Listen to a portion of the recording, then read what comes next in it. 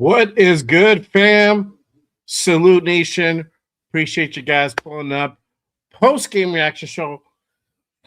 Damn, that was a close one. Man, we're going to go ahead and talk about the game.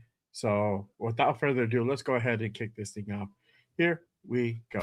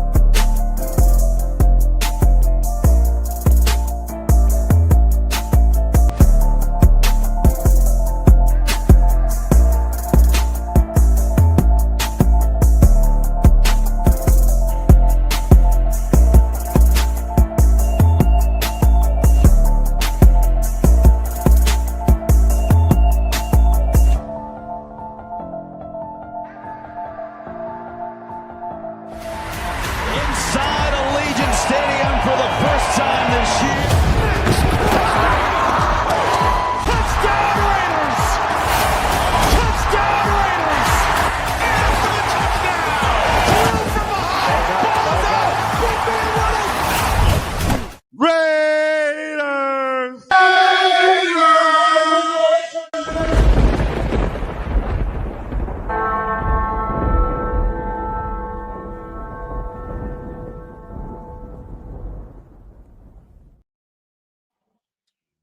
What is good, my peeps? Appreciate you guys pulling up. Welcome to the post game reaction show. I'm your host. I am Jay Raider. If you guys haven't done so already, make sure you guys go ahead and check in. Hit that subscribe button on this show. Salute to everybody here, man. What a close one in Houston. I don't think everybody planned for that, but we're going to go ahead and get into it. But before I do, you already know I can't go ahead and kick this thing off without shouting out everybody in the place to be. Real quick, salute to my guy, Raider Paul, in the building. You already know, bro. Raiders! Yes, sir. Salute, brother. Appreciate you pulling up. Let's see here. Shout out to Jason Downs in the building. Salute. He says, I want to give a shout out to our offensive line. By far the best effort and performance. Wasn't perfect, but Rodgers and Kappa. Yes, Kappa played well. We're going to get into it, my boy. For sure. Salute to Jack in the building. Salute.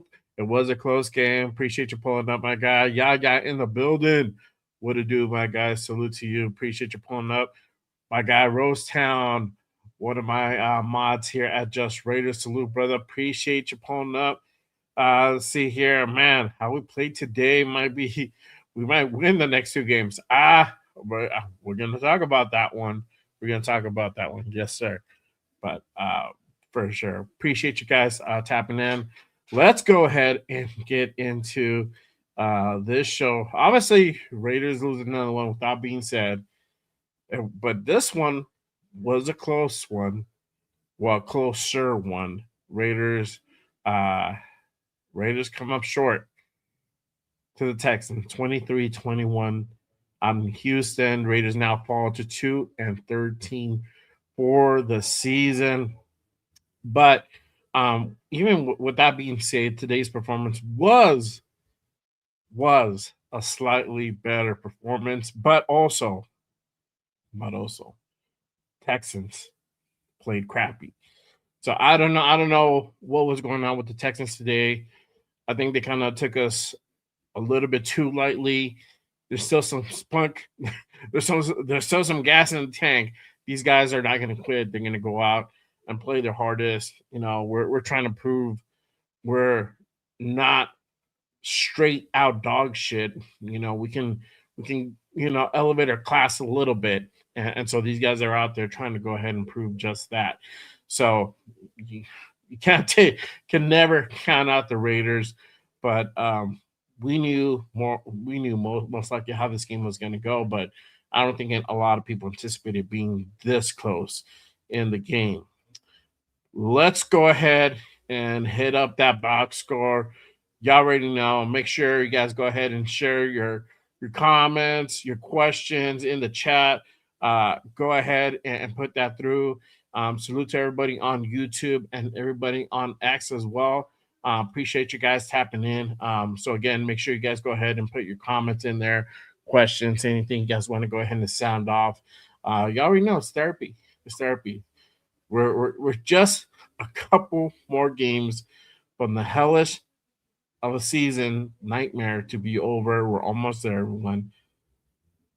We can make it. We could do this. All right. Let me go ahead and hit up the box score. All right.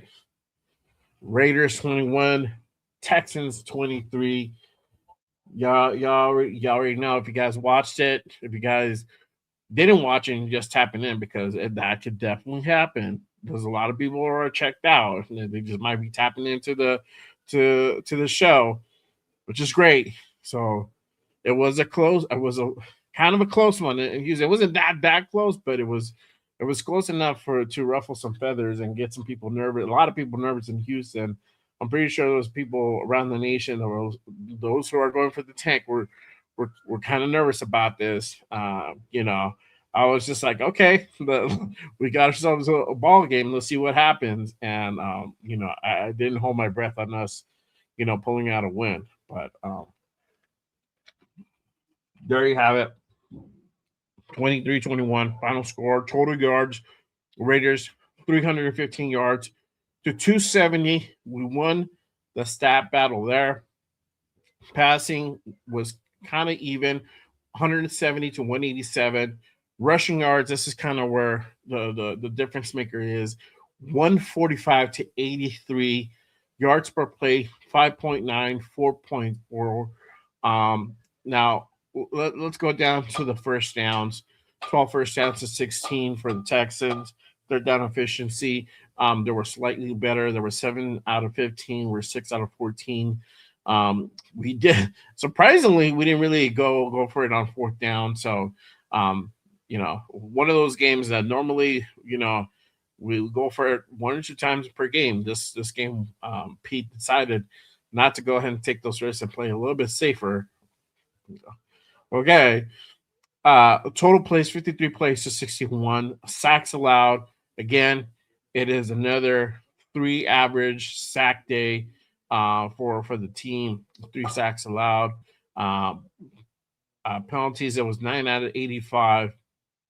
Interceptions, we had that pick 6 that our buddy Gina Smith gave up in the beginning of the game, and I don't know. Maybe I'm pretty sure that was the difference maker. Could have went a different way, but you can probably tack it on to, it could have made the difference in us winning this game. If you're not for the tank, if you're just winning, if you're just looking to win, for those who are about the tank, then you're glad that happened. Time possession, they slightly beat us by 2 minutes, 31 minutes to 28, and 28 tackles 27. Field goals, they were 3 of 3. We didn't, surprisingly, Cash Money wasn't really out there this game, which is great. And then red zone attempts, we were 1 of 1. They were 1 of 2. Let's go ahead and go into the player stats. Geno Smith, 16 out of 23, 201 yards, 1 touchdown, 1 interception, pick 6. The sack, he got sacked 3 times. Rushing, got Genty having a hell of a day, 24 carries, 128 on the ground, 5.3 per carry, one touchdown. The longest run for 51 yards that resulted in a touchdown. Amazing day for Ashton Genty. Um, I think very well deserved, and again, just starting to really quell down those bust conversations that are floating around there. Trey Tucker, 2 carries for 11 yards. Raheem Ozer, 1 for 6. Receiving, Ashton Genty again leading the way. Breakout day. 1 reception, 60 yards. For that touchdown. He had 2 targets in the game. Trey Tucker right behind him, 4 receptions, 43 yards. Jack Besh coming up with a big catch. We're going to go ahead and go over that just a bit. 2 receptions, 43 yards. Brock Bowers, he had 5 receptions, 33 yards. Big Mike had 1 for 10. Tyler Lockett had 1 for 6. Alex Bachman had 1 reception, 3 yards. Mahoser, same thing. And then this is the thing going back to Jack Besh. He had 3 targets. So again, Jack Besh coming big. I don't know much more this kid has to do to really make it obvious that this kid can be an impact player if you give him that opportunity. We'll see what the future holds. But I am liking Jack Bash, and I am a very well proponent of Jack Bash to get some more playing time, get some more targets, and except for like maybe one game, really he really hasn't had that many targets. On the defensive side of the ball, Devin White 7 tackles, 4 assists. Paul Mal 4 tackles, 2 assists. Max 3 for 3 today. Jeremy Chin, 3 tackles, 4 assists. Tonka coming up big, 2 big tackles that resulted in a loss. One of those resulted in a loss. Love it. Jamal Adams, 2 tackles, 1 assist. Jonah Walu, 2 tackles, 2 assists. Darian Porter and Lonnie Johnson, 1 tackle, 1 assist each. Eric Stokes, 1 tackle, 2 assists. Malcolm Kuntz, 1 tackle. Landon Roberts, 1 tackle, 7 assists today. And Anna Butler, 2 assists. And then you got Thomas Booker with 3 assists, and then Tyree with 1 assist. But the defense holding on today and keeping this team again in this game for I don't know how many times has it been this season that this defense literally keeps this team in the game. So finally, we get to see a little bit of the offense. Really, Ashton Genty going off today and having a big day. Literally, what is that? That's one about almost 200 overall total yards, which is crazy. It comes out to 188 total yards. It's insane. So um, glad to see that. Congratulations, Jancy Jesse. Even though um, we didn't get the dub today, he did have a really good performance for sure. Again, let me go ahead and go into the chat. Appreciate everyone pulling up. Make sure you guys go ahead and get your comments, questions in. During the show, I will stop and go ahead and sound a few people off. Let's see here. Shout out to IE Raider Mike in the building. Salute, brother. Gino's interception difference in the game, 100%. I definitely think if that wouldn't happen, I mean, I'll try to look for it in just a second. But I mean, I don't know what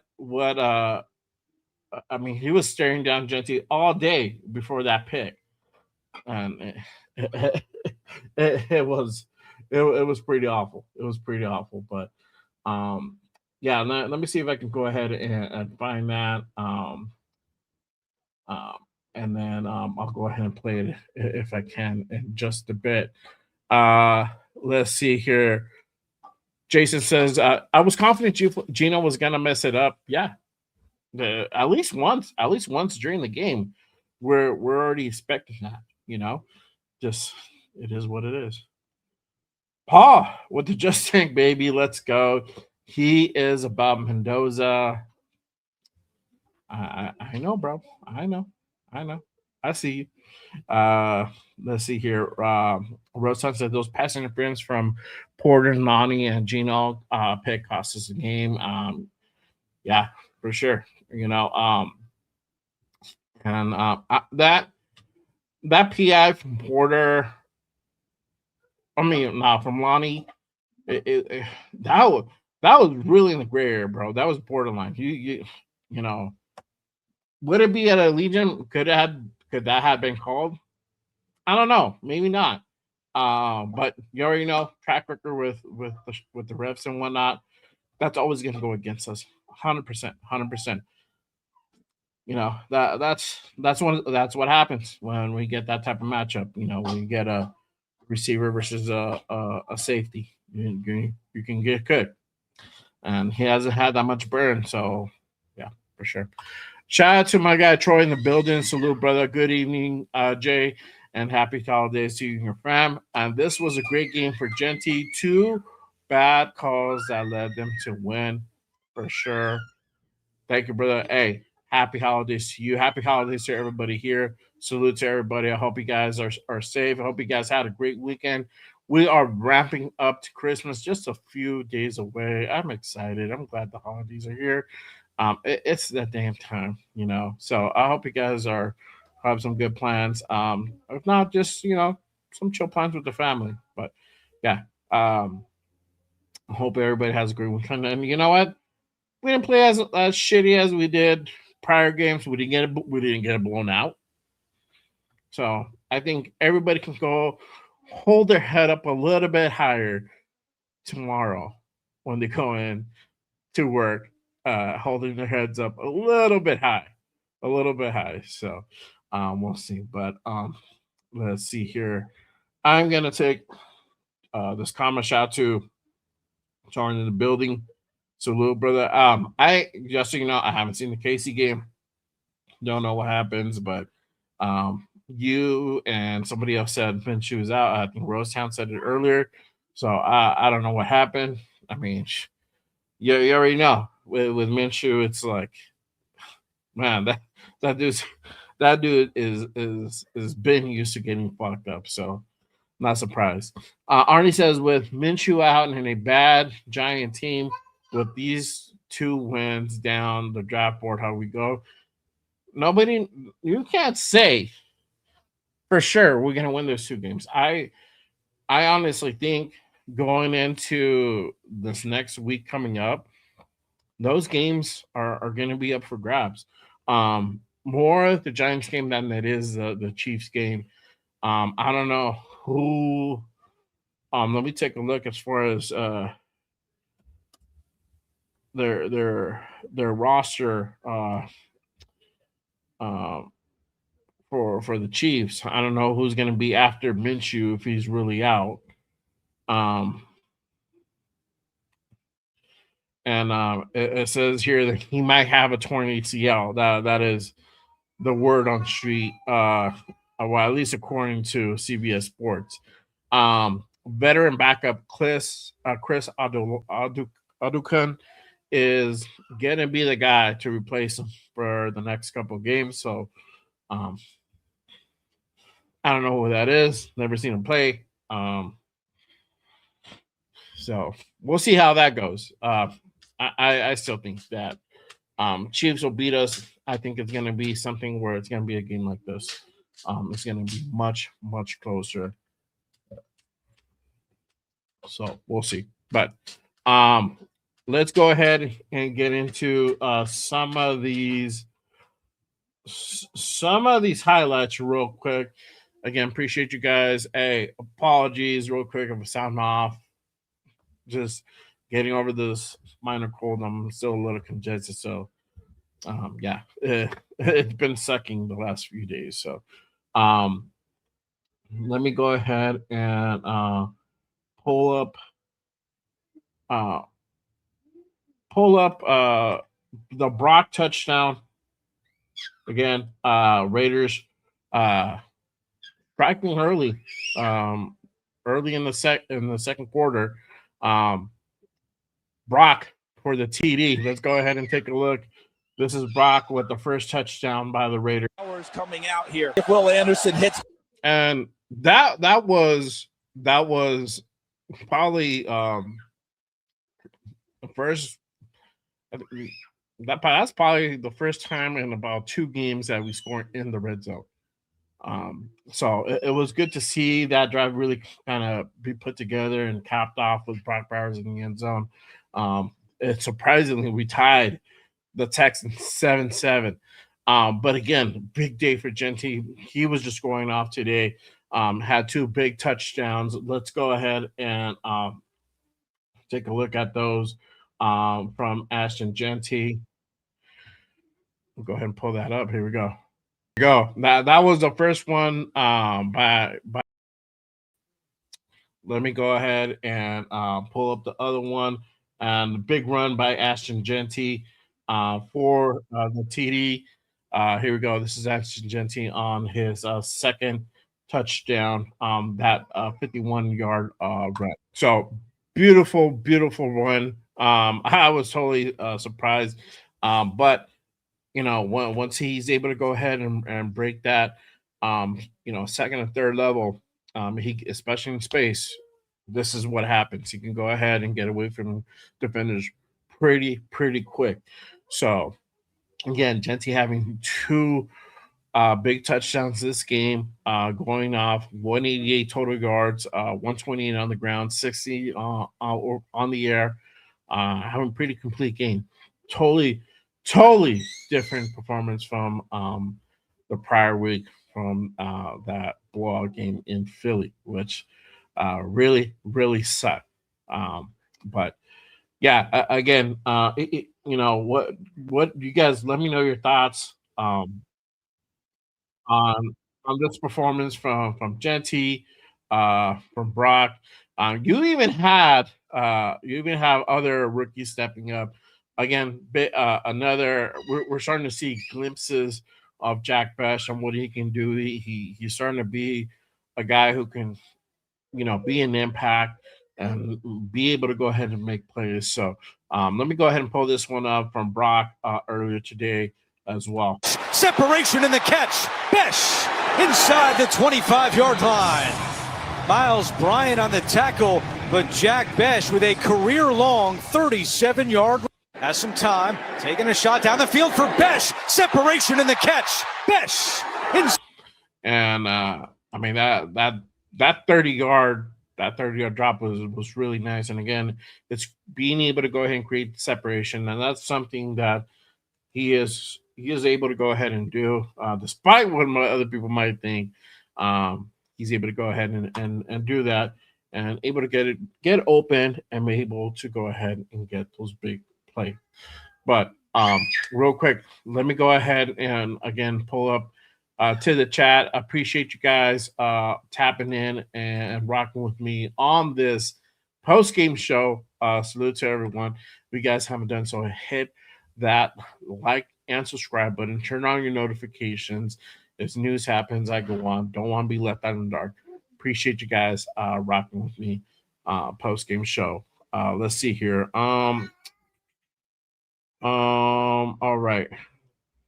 Arnie with the question. Salute, my guy. In your opinion, how will AOC do his last 2 games with this offensive line? I don't know. I doubt AOC plays the last 2 games, bro. And they like Gina. They like Gina. I don't see AOC coming in unless Gino's hurt and Kenny's hurt. That's kind of how it's gonna roll. I think he's just gonna be on the shelf for another year. If they decide to keep him, I don't think we should keep him. But hey, I'm not mad if they hang on to him. He's on a rookie deal. It doesn't really cost us anything to go ahead and hold on.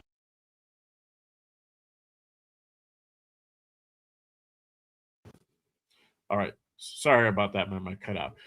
So it doesn't really hurt us to go ahead and keep him another year and hold on to an experienced backup quarterback, especially a guy who's young as AOC, who's still developing, but we know his ceiling is not really high. So Yeah, but I doubt he plays. I doubt he plays in the next two games. So Jason says actually they are holding the holding count in Gentry's 18-yard run the first half hurt us the most. Called a good drive. They did. It did, bro. That sucked. That was a big.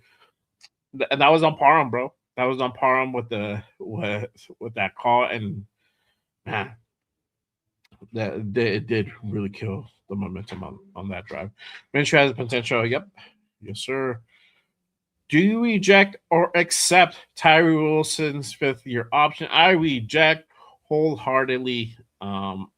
He hasn't really done anything um to wow us. If they move on from him, not crying about that.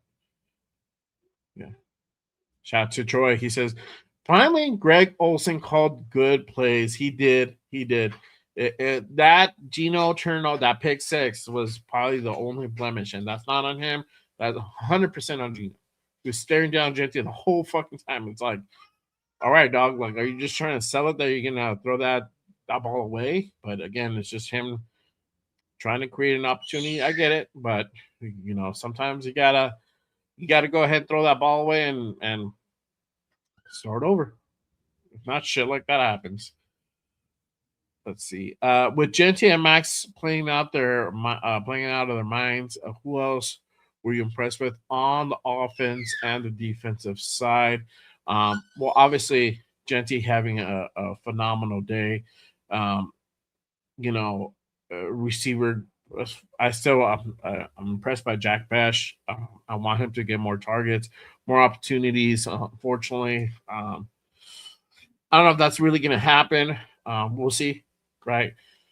On the defensive side of the ball, you got Tonka Hemingway. Tonka Hemingway is this. I hear Tonka's name at least once a game. For a rookie, that's crazy. For a rookie who was drafted, I think he was a fourth rounder. I think I get him and Peace mixed up. He's a fourth round pick. So for a fourth round pick to be kind of like talked about and like mentioned, it's pretty good. So I'm definitely excited to see what more he has to offer. Obviously, we're in year one and he's getting some burn, not a whole lot, but he's getting some burn and he's doing something. So I like it. Shout out to my guy Anthony in the building. Salute, brother. Appreciate you pulling up. Salute, salute. My guy Dixon in the building. Salute, brother. Hey, happy holidays to you, my guy. Appreciate you pulling up. Coons, Finer Flash. He flashed like a little. It's like a little pop rock. Those little pop firecrackers you throw on the ground. Like, yeah, that's kind of how it was. Again, for a guy that, we're on a prove it deal. He's not proving much. Not proving much, and I think unless he has really a breakout game the next two games, I don't see him here next year. I don't know. I could be wrong. What do you guys think about that? Let me know. Again, appreciate you guys pulling up. Salute to everybody. Make sure you guys go ahead and drop your questions, your comments in the chat on both verticals on YouTube. And if you're on X, you can go ahead and drop your questions or jump over to YouTube, hit that subscribe, hit that noti for your boy Jay Raider. Salute to everybody. Appreciate you guys. All right, let's go ahead and continue on with the show. Again, rookie stepping up. We're talking about Tonka Hemingway. We're talking about Jack Besh. Ashton Gentry having a phenomenal day. 188 total yards. Probably one of the best games and in the season. Second to that Bears game, again, a breakout game for him as well. So, Ashton Gentry showing flash. That's a real flash. That's something that you can go ahead and look towards on. With the whole Coons thing, I don't know, man. I'm not sold on Coons. Maybe it's because I'm not sold on Coons. That's probably why. But you have Caleb Rogers out there, which is great. We're finally starting to see Charles Grant stepping out in the field. He was lined up as an extra blocker. I think they only gave him one snap in the game. Um, let me take a look. Um,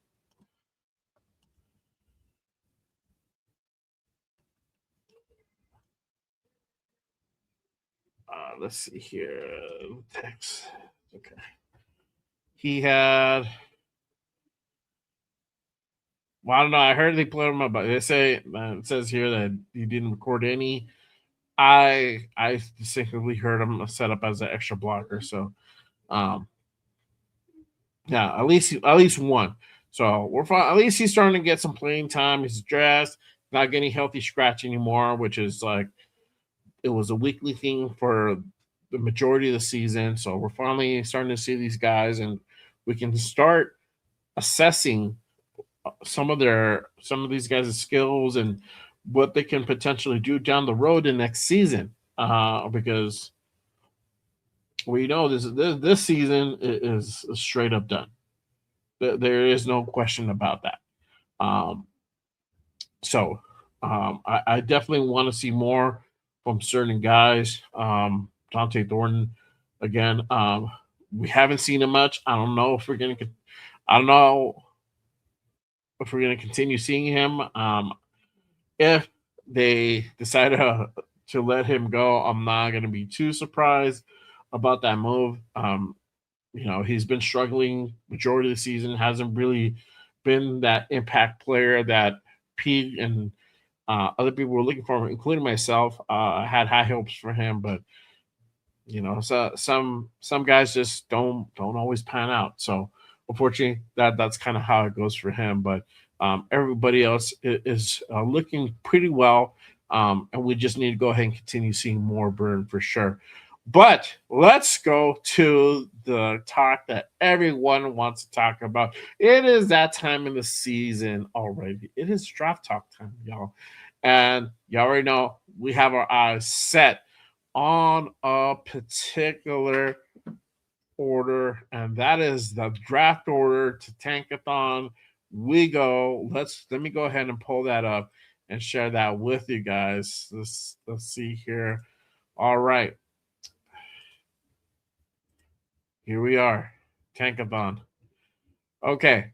So currently we are still at number 2. We still have the second overall pick, right below the New York Giants, above the Cleveland Browns, New York Jets, Tennessee Titans, and the Arizona Cardinals, all tied at 3-12.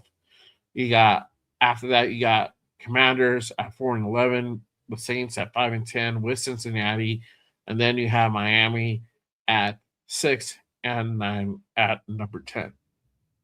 Okay, so how is everybody feeling about number 2?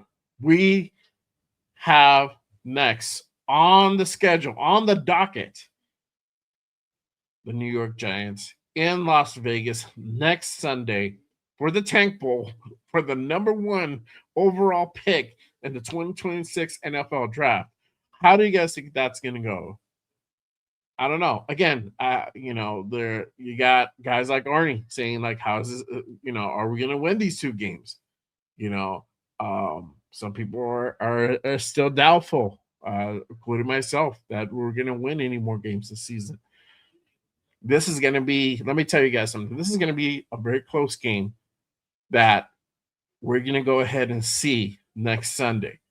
It's going to be a back and forth. It's going to probably be another like 21-23 type score again, or 24-21 type score.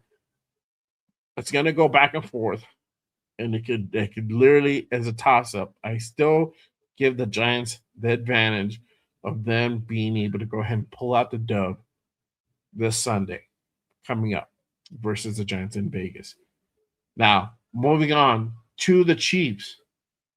Gardner Minshew busted his fucking knee, possible torn ACL. Chiefs are in scramble mode. I am very happy about that in the sense that they're down to a third string quarterback in the last 2 games left in the season. Their season is officially in the shitter. Great.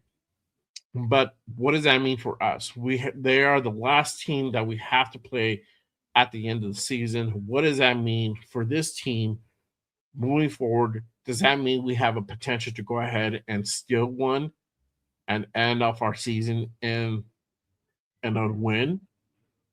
I don't know. Again, I said the quarterback, their backup quarterback, is going to be Chris Odulakun. He's going to be he's a third string quarterback. He's going to go ahead and take over for Gardner Minshew and Patty Mahomes for the rest of the season. Even even if it's not a torn ACL, I doubt Minshew plays next Sunday. I doubt he plays the last game of the year. I don't know. We'll see. But even with that third string quarterback, this Chiefs team is better than us.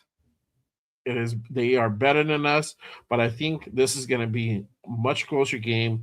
We are not going to be skunked. It's not going to be a 31-2 nothing type game. It's going to be a much closer game.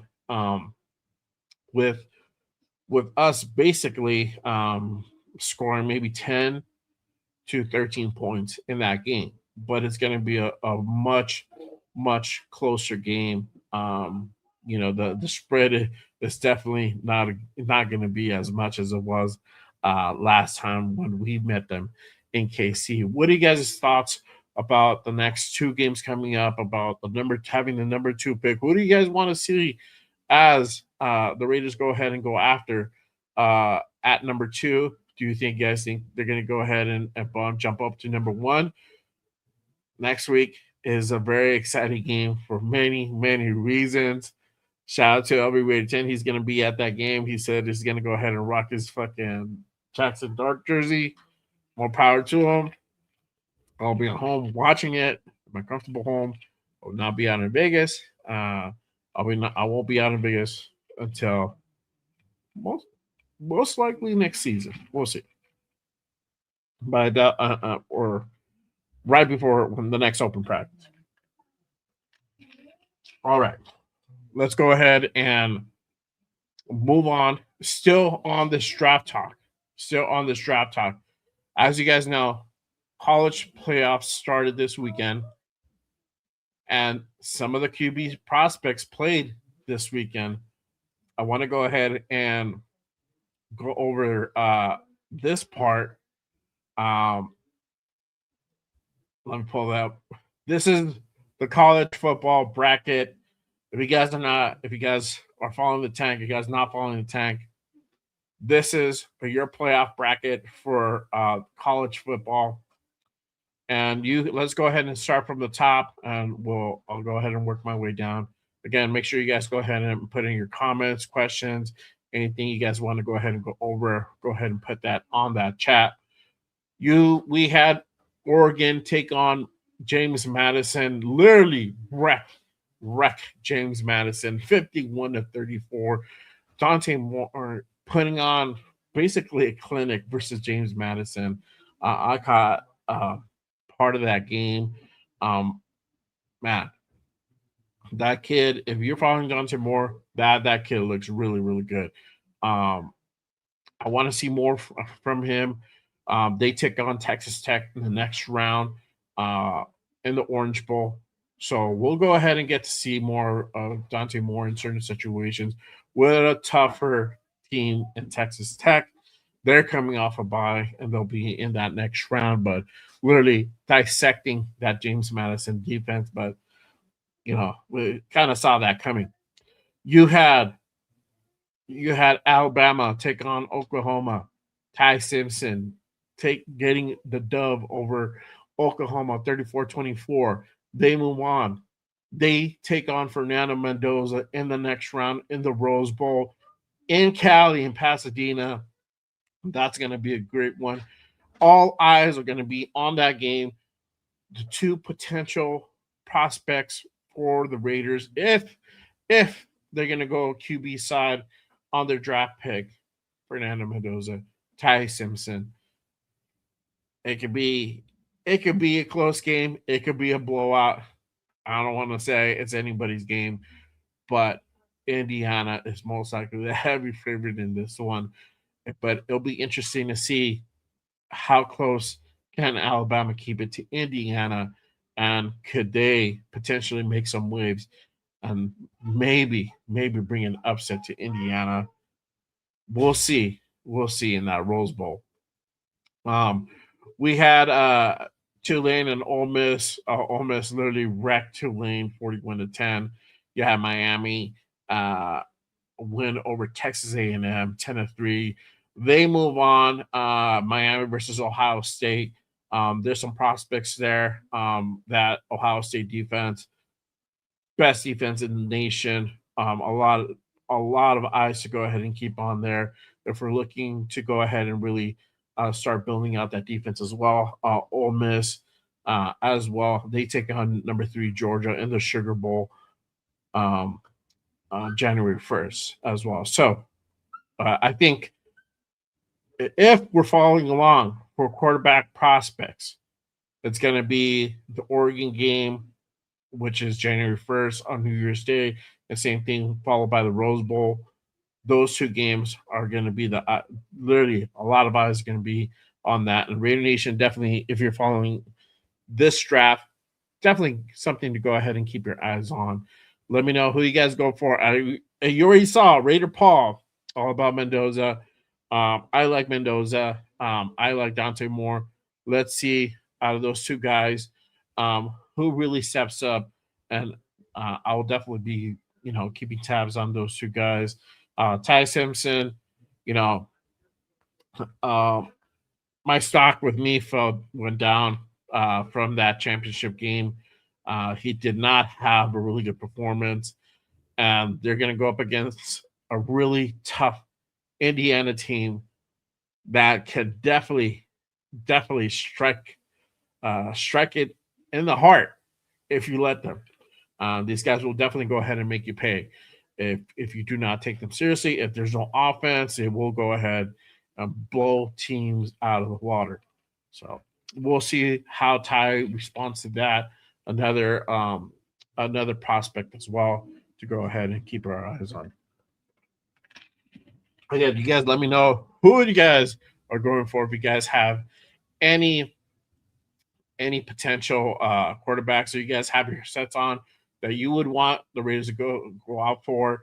Um, if, you know, if they stay at number 2, who do you want them to go ahead and draft, or would you want them to trade back, or do you think they're going to go ahead and be able to get that number 1 overall pick? That hasn't happened in almost 20 years, which is crazy. Since the time of who, I'm not going to say his name, who was probably the biggest bust in history, definitely in Raider history. But hey, I doubt lightning strikes twice, right? We'll see. And I'm probably jinxing it already just by saying that. But hey, you gotta go ahead and be able to take some risks. So we need a quarterback, and I definitely think that we should definitely go after that if we have the number 1 or the number 2 pick. So, but moving on again, what should we expect in these next 2 games? Like I said, having the Giants up next weekend in Vegas for the Tank Bowl, them struggling themselves. I really see it being a close game.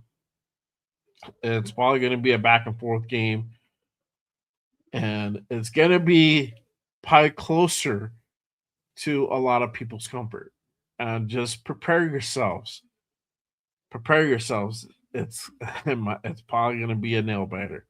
Again, they had a nail biter today. They had a really close game versus the Giants out in Jersey, 16-13. They lost their game. So I see it being the same this weekend coming up. So just prepare yourselves. Now, again, going back to looking towards that game, towards the last game of the season versus the Chiefs. the whole issue with Gardner Minshew being out, having their third string come in. That's going to be a closer game, but I still see us, losing that game. Their defense is still pretty good. Offensively, they've struggled, but defensively, they were able to go ahead and skunk us the last meet, and they just sliced us up. I think it might be a similar situation to follow. So we'll see, but I still see us getting an L and losing out the last game of the season. So 2-13, 2-13. We officially have a worse record than we did last year. We can only, we're on the same record as last year. And if we lose one of these next two games, we'll have a worse record than we did the previous year. So at least we know we're not going to have a better record than last year. We're going to be at least the same, if not worse. Well, the way it's looking, it's going to be a 2-15 season. I don't really see us really making any big waves. But guys, this is the thing is my thing is that I want these games to be competitive. I just don't want us to get embarrassed. That game versus Philly was embarrassing. We can't have these games. A game is like the Texans, where these guys came out and played their hearts out. These are the games that the Raider Nation is talking about. We just don't want a hot dog water game, exhibition type style game anymore. That's what we don't want. We know some of these teams are not great. We have probably the Giants, who are worse or as worse as us. You have the Chiefs, who are also struggling as well. Lost their two quarterbacks. They're having a dog shit of a year. And they're probably not going to play their greatest of that last game of the year. So, but either way, we want our team to go ahead and at least try to pull out a performance, not to go ahead and really, just go ahead and roll over and die on the field for sure. Shout out to my guy Troy. He says, "Good to see rookies played well. Some look good, and defense played well, but O-line still not good enough, but a little better." Facts, brother. And this is the thing. We know what this offense is going to be. It's not going to change. It's not going to change in the next two games. It's just going to continue on being the same thing. You just see it in waves right now, and that's all we can go ahead and kind of hope for. Is that we just hope. I mean, you're getting dudes highlighted, runned over. You're getting stolen foreskin, literally replayed, getting runned over on a bull rush. That's how bad this offensive line is. And the writing is there. It's all on film. And do I think putting in a Charles Grant can change anything? No, probably not. But the whole thing is behind that is we want to give this rookie some burn. We want to go ahead and see what he can do. Caleb Rogers, look at him. He came in, had quite a bit of highs, some lows. But the kid is learning. The kid is getting his chops in. He's learning, and that's what we want. Same thing for Charles Grant. The only way these guys are going to truly evolve is by getting on the field. So, and I'm pretty sure anybody's gonna be better than Stone Foreskin at this point for sure. Let's see here. Shout out to Yaya. Chiefs are sitting their starters. Chew is down. Could be a W. We'll see, man. I mean, we've struggled with second and third string, bro. We've struggled we struggled with this. You guys seen it on different games. Teams put out their second and third string, and we still struggle to go ahead and score. It's about what type of Raider team shows up that day. And let's just be honest, it's just what type of team shows up that day for us. Can the Raiders really capitalize and win that game? I don't know. That's the way I see it. I'm making that assessment of prior performances. So, yeah, let's see here. Troy says trade back because we don't know who will coach, who will be the coach, who will come here. I think if you're at number one, you don't trade back. Um, you're at number one, you get your number one. You get your quarterback.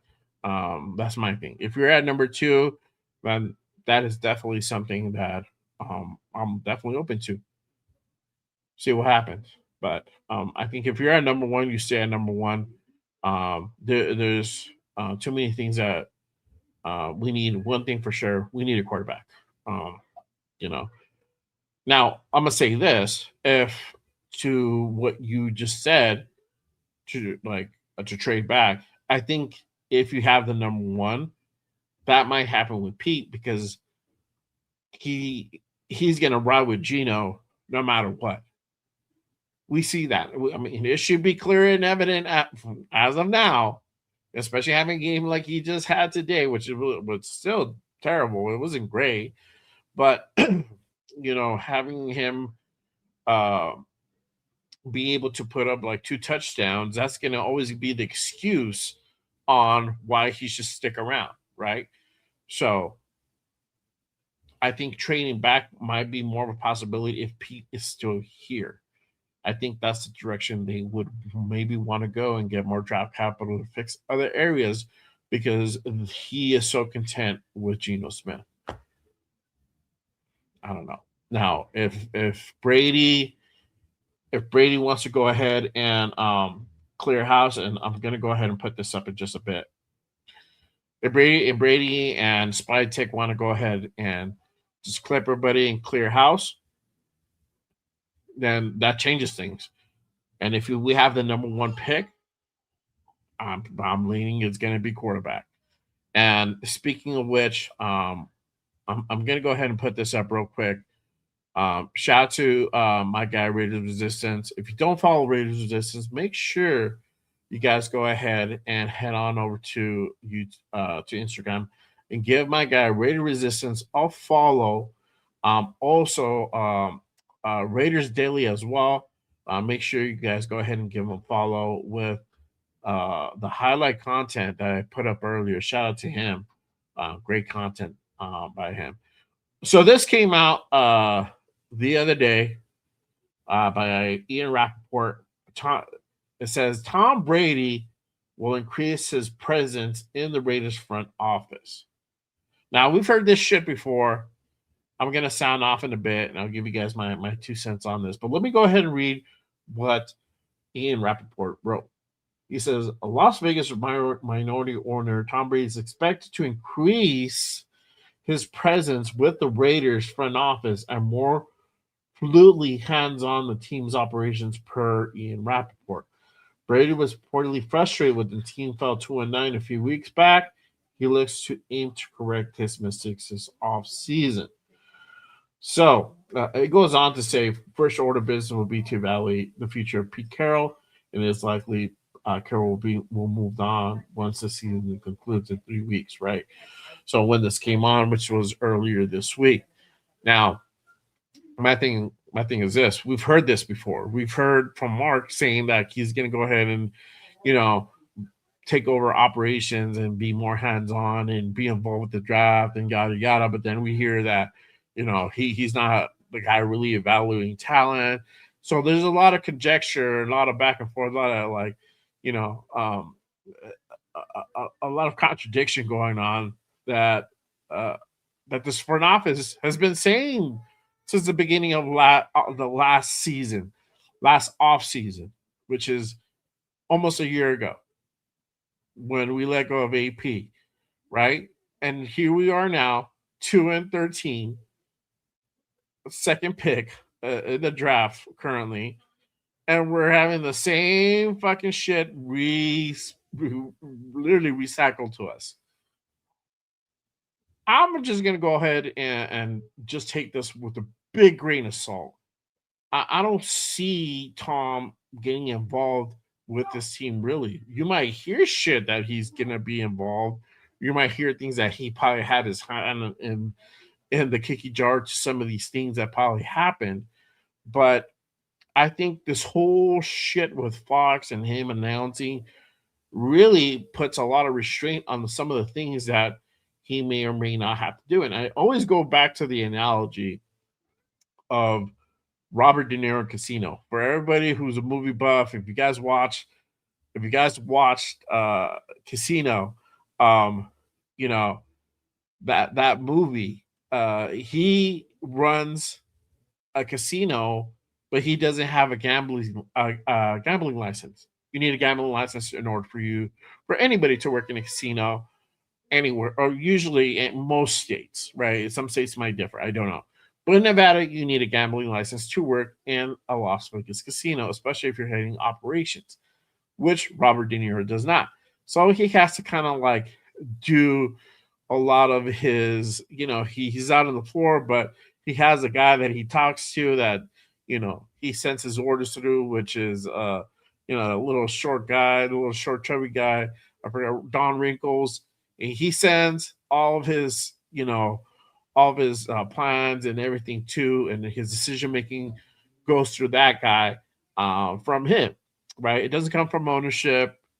It comes from Robert De Niro, but he's quote unquote, the food and beverage manager.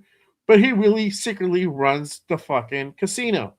I think I think the same scenario for Tom Brady where he's in a position where he can't openly come out and say this is what we're gonna do. He kind of has to have a closed door meeting and just hey, this is the way I would want to see the team run, or this is, in my opinion, this is how, you know, uh, a team should operate, yada, yada, however he words it.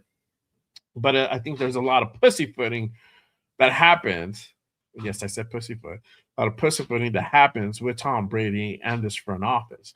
So I don't know how much of an influence he's really going to go ahead and have this off season to go in and come in and be more involved and fix some of the issues he had from this last off season.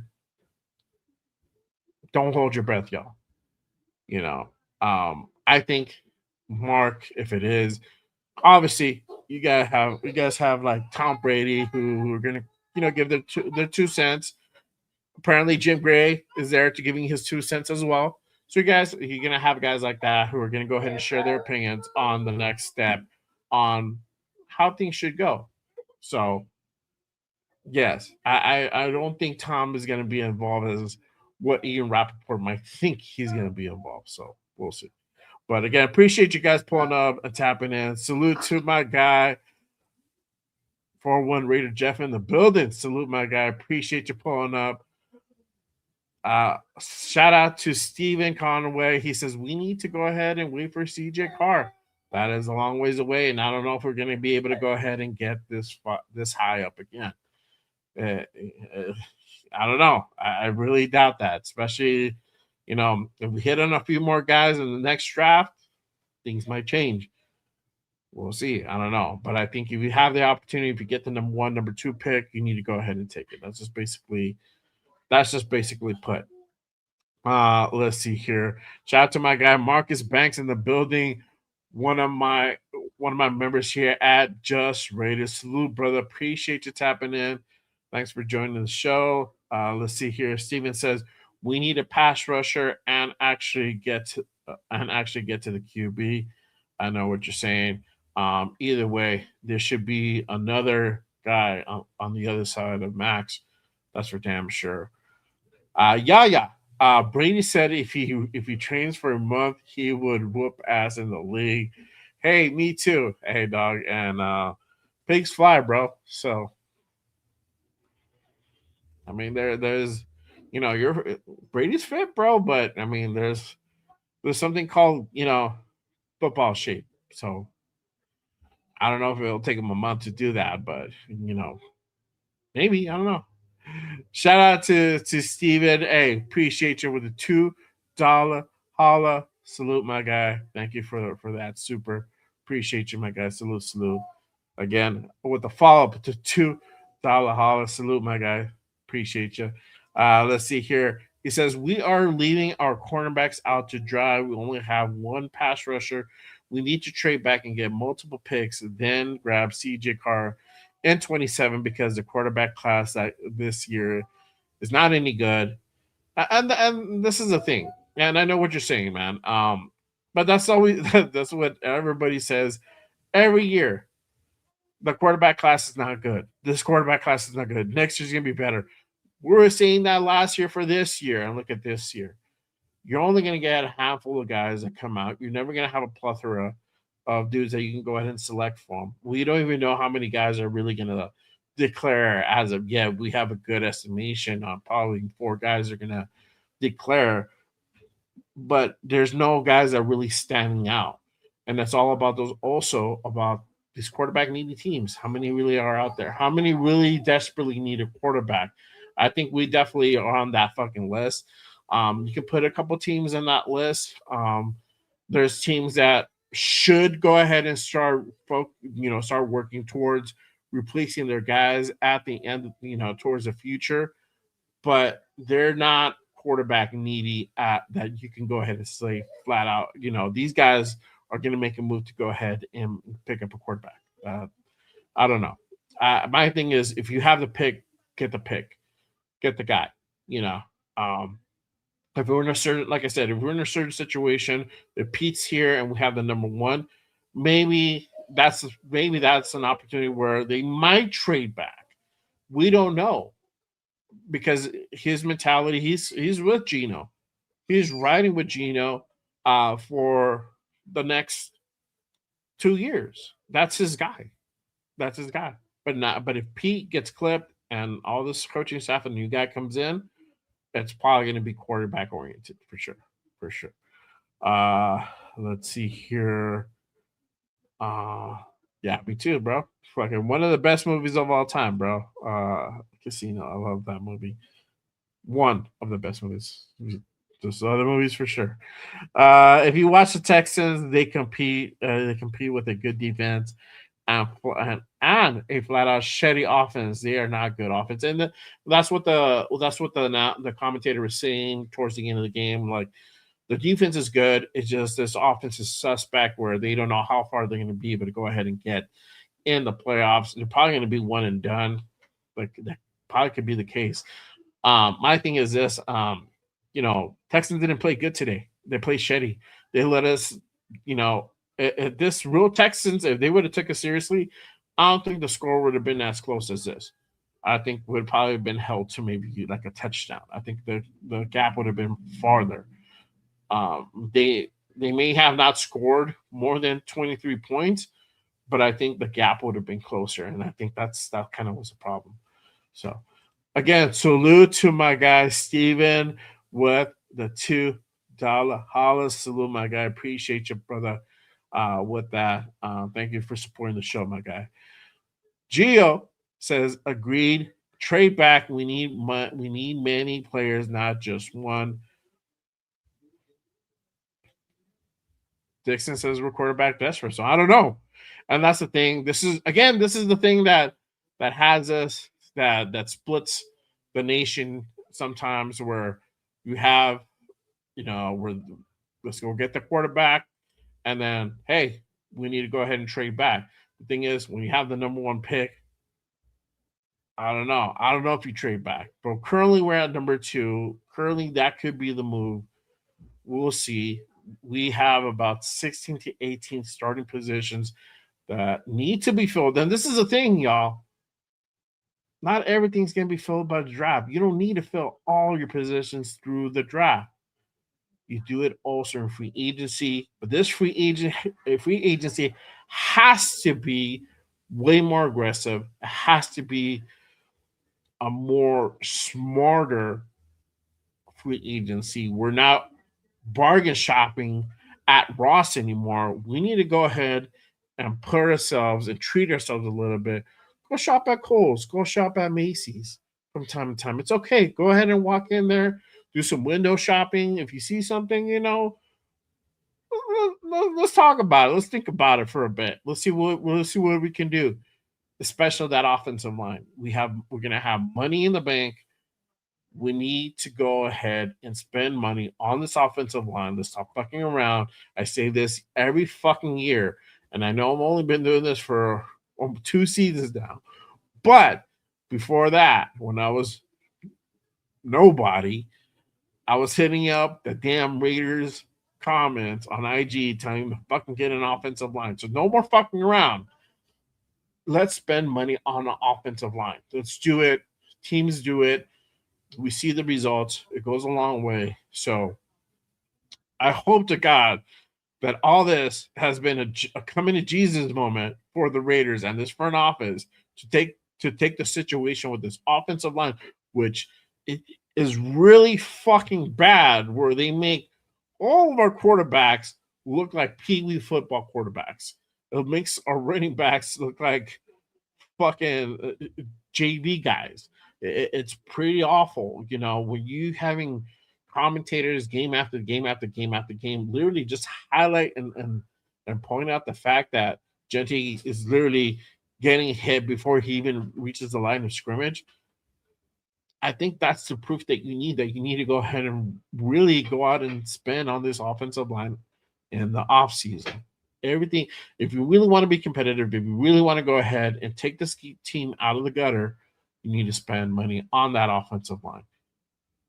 Again, an aggressive free agency, especially for that offensive line. You can go ahead and fill in some of the gaps in the draft, but it really some of this should be filled in free agency. Again, you have Linderbaum, center from Baltimore, could be a potential free agent. 5th-year option did not get picked up. Doesn't mean that Baltimore is not going to try to make a deal before the season's over, before free agency starts in March.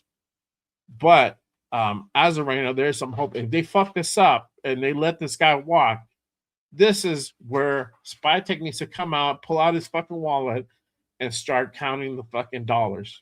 This is the guy that you go ahead and get for the next 4 or 5 years to lock in as our center. I don't know. Appreciate you, my guy. Salute, brother. Steven says, we haven't had a top 10 defense in 20-something years.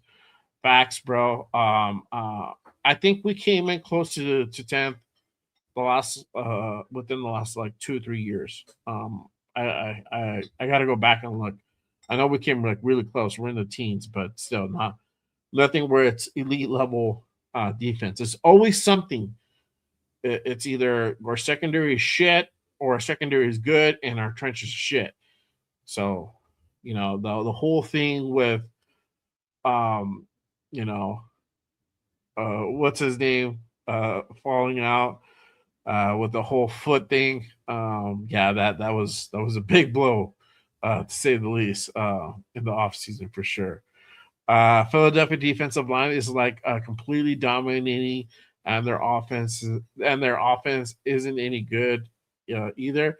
Yeah, they struggled offensively, but again, we went in there and literally give them CPR and made them look like a championship caliber team. That's kind of what we do for sure. Shout out to my guy Gio. He says Raiders have AOC, build the offensive line through free agency and a top receiver and a corner, draft future defensive players, and build a team around a future quarterback, but use AOC for now. That is an option, bro. But not an option that I would want to go ahead and do.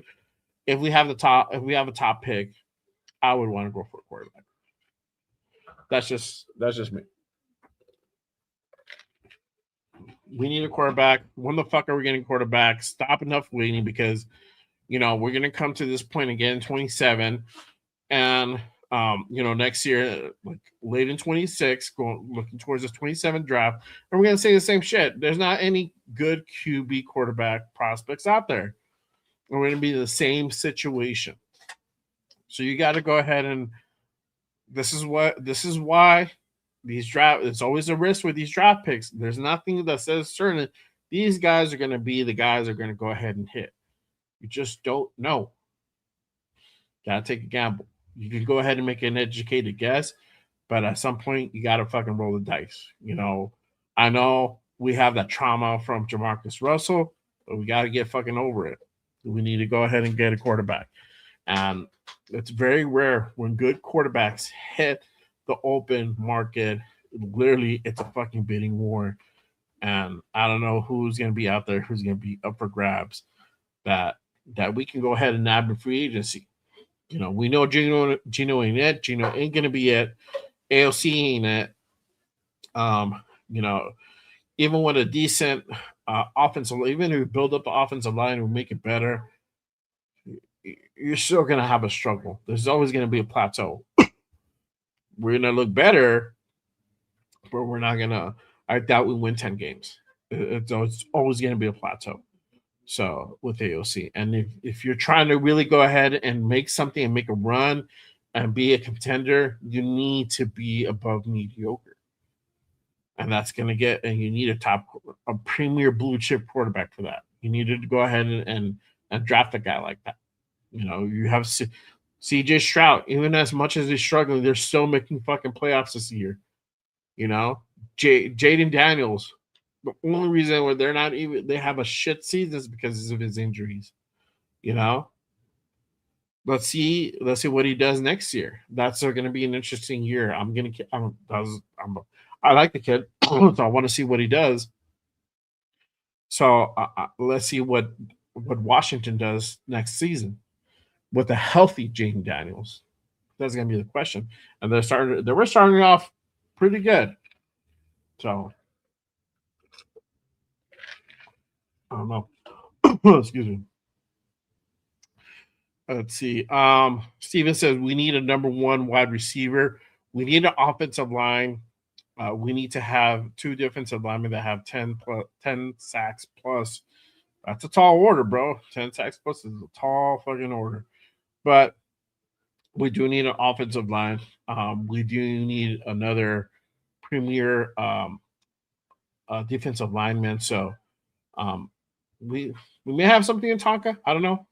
Still very, very, very early to say. We definitely need to see more. Development needs to go ahead and continue, but he could be a guy. I like Thomas Booker. That might be a guy that we can go ahead and bring back in the offseason. I wouldn't mind that. Definitely move on from Coons.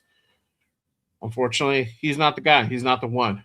Charles Snowden, he's played pretty decent.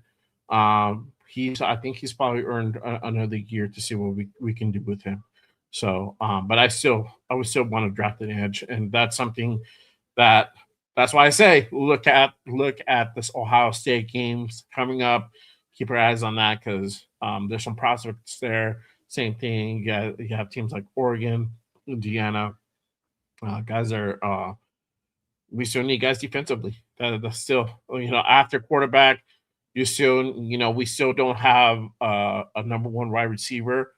I'm not too worried about drafting one. I feel that's something you go ahead and get in free agency, but you need offensive line guys. You need a corner, D tackles, linebackers. Those are guys that you can go ahead and draft as well. So let's see. My guy Troy says, if old man Pete is fired and we draft quarterback, then I want Mike McCarthy for head coach. I'm not mad at that, dog. I've been saying let's get Mike McCarthy in. Let's talk to him. Let's see. Hey, Mike McCarthy comes in. I'm not gonna be mad at that. Do I want him necessarily?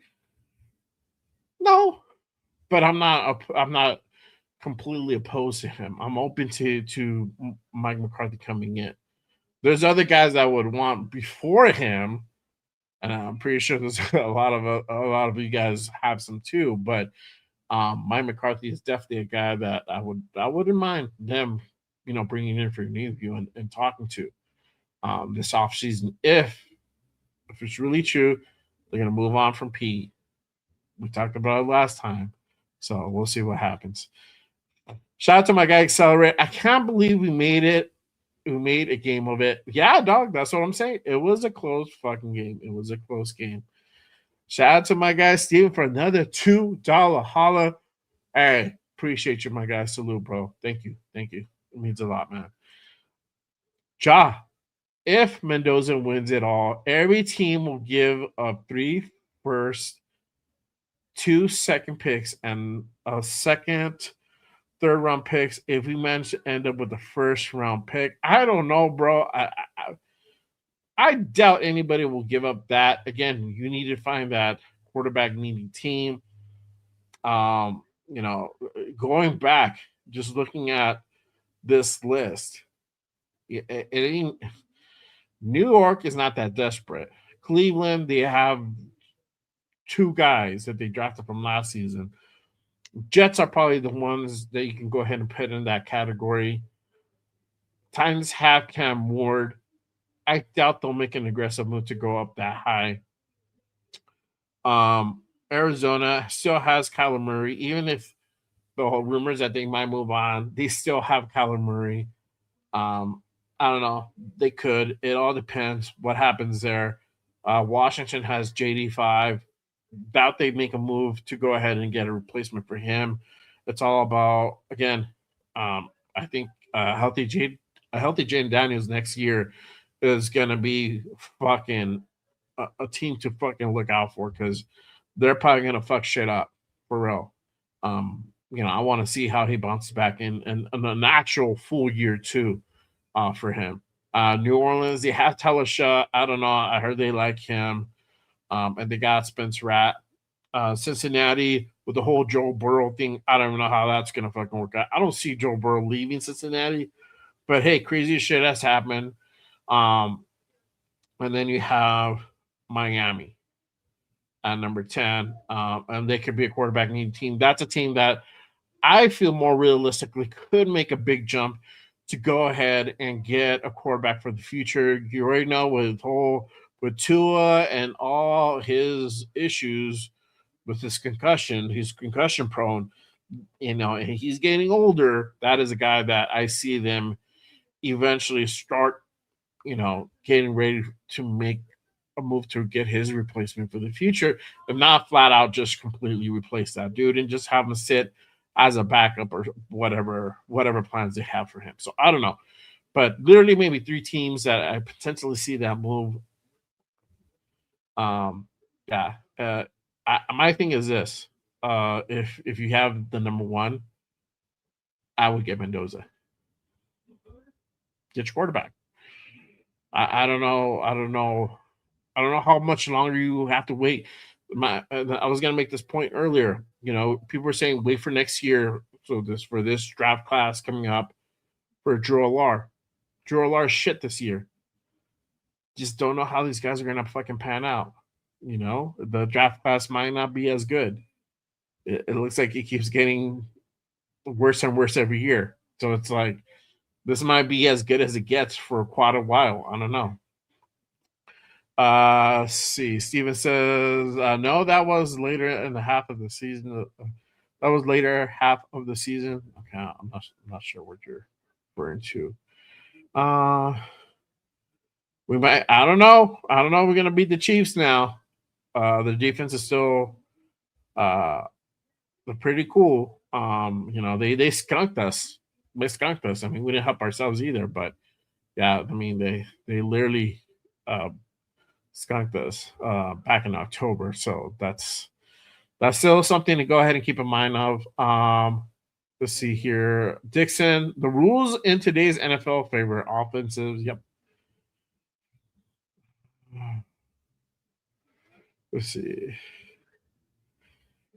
Etc. says Raider Jeff is a traitor. He's too Hollywood now. Hey, bro. He's Hollywood. I don't know if he's a traitor. Shout out to Jeff. Yeah, Kappa played decent, halfway decent at center today. Yep, for sure. That's for damn sure. Yeah, this is the thing, bro. I don't know. I am not with the whole trade maxing. For me, I don't trade my best. I want to trade the best player, and 2, he's probably the only one that's really making.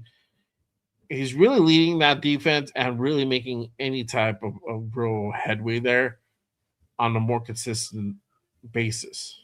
Um, so I wouldn't. The only way I would really be okay with training Max away if it's really going to go ahead and make an impact. But yeah, I don't see Max going anywhere, or Max really wants out. If Max really wants out, it says, hey, I want to go. Hey, let him go.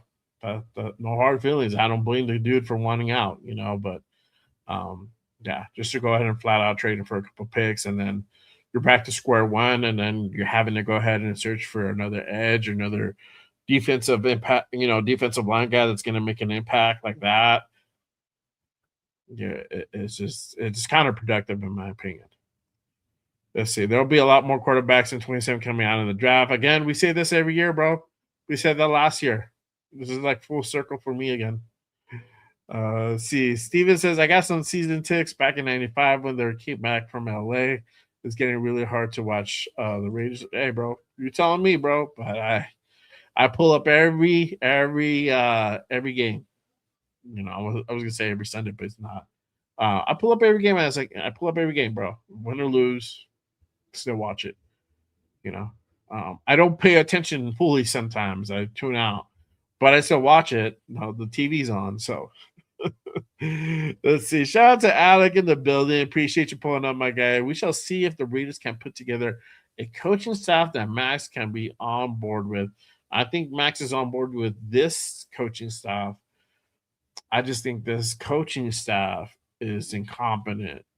And I'm talking about only a few individuals, not, there's a lot of good dudes in this coaching staff, a lot of guys that do know what they're doing, but there's a couple dudes, there's some people also here that are in certain critical positions that shouldn't be there. And we all know who that is. We know who those are, and it's not going to change until Pete's not here, unfortunately. So I think it's just Max is on board with whoever's here at the end of the day. He doesn't have a say within it. He just kind of rides with it, So yeah. Let's see here. Shout out to Never Rabbit. Appreciate your brother pulling up. I think a lot of these players in the draft have the stats, quick 40 time, all the measurables, but fail at the IQ aspect of learning the complex playbooks, hence why some coaches refuse to play them. I get you, bro. But also, too, you don't know until you give those guys opportunity. Until you give those guys a burn, we won't know what the potential is. My case in point is, Caleb Rogers. A lot of people were shouting for Caleb Rogers. I was shouting for Caleb Rogers to get some burn. And guess what? This guy got some burn, and he's doing pretty well out there. He's not lining shit up, but he's holding his own. Jack Besh is another guy that continues to go ahead and prove people week in, week out that he can make big plays, but they just don't go ahead and throw him the ball. And that's not his fault. A lot of the time is his quarterback, Geno Smith, does not fucking see him open, or is too busy, throwing the ball to the opposing team to see him out in the field.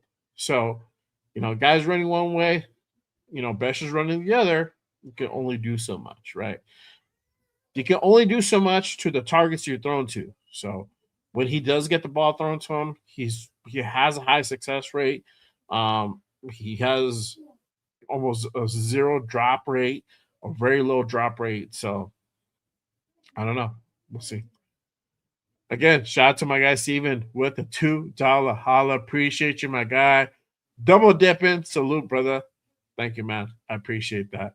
Let's see here. Alex says, we still got a lot of money to do things next season. Yes, sir. We definitely do. And that's why I say we need to have an aggressive free agency coming up. We need to go ahead and take some of this money and make an investment on this offensive line. We need to go ahead and put the money towards that offensive line. The Eagles did it. championship caliber teams do that. Why the fuck can't we? We need to do that. There's no cheap. We can't cheap route this shit. You can't. You can't get a. You can't get the cousin to come over and do it for cheap. You got to go ahead and put money. You got to bring in a real professional. Somebody who does it, who's doing it at a high level. And that's why we have free agency. There's some guys that are supposed to hit free agency. There are, especially for offensive linemen, they're going to be guys that we need to go ahead and look out for. Talked about Linderbaum earlier, center from Baltimore. That's a guy that we need to go ahead and look out for. So there'll be some prospects out there. We need to go ahead and be aggressive about it for sure. All right. Let me go through a few more here. Okay. Shout out to Donuts Dunkin' Raiders. That I feel that name is kind of suspicious. I think it's related to a Hollywood Raider Jeff from the New England area. But shout out to Donuts Dunkin'. Our team is really gonna win the last 2 weeks. That's an emoji. I don't know. I don't think so. I think one game is really close. I think the Giants are close. It's a close game. I think that game could be a toss up, but the Chiefs, I think they can still beat us. I think it's just going to be a closer game. When I mean a closer game, I think we lose by like 10 points, maybe 13. It's not going to be a blowout for sure. Not with their offensive situation they have going on for sure. Let's see here. Raiders, of course, don't have a great record with first round picks, but other teams have done it very well. Let's give Spytek a chance to draft this time around too. Facts, bro. And this is the thing that what I'm saying. We need to go ahead and get off the whole Jamarcus Russell trauma. We got to go ahead and take a chance. We need to roll the dice. That's just the bottom line. And I think we have the right guy for the job. I like Spytek. I like what he's done so far. The big blemish I can give him is at the Alex Kappa deal. That's a free agency deal, right? That deal has not worked out. But his draft picks have so far looked pretty cool. We need to see more Besh, but that is his guy. Dante Thornton is a Pete's guy for sure. We have Tonka Hemingway and JJ Piggies. Those are his guys. Caleb Rogers and Charles Grant, those are his guys, right? So far those guys have worked out. Darren Porter, that's a Pete's guy. He's been iffy. We don't know where he's gonna lie. Same thing with the linebacker. Damn it, I forgot his name. Eichenberg or Eichenberg, whatever his name. He hasn't had too much burn, so he hasn't stood out a whole lot. But a lot of his picks have looked decent.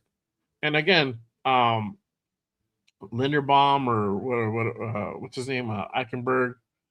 I forgot his name. Let me look up his name. I'm gonna be thinking about this.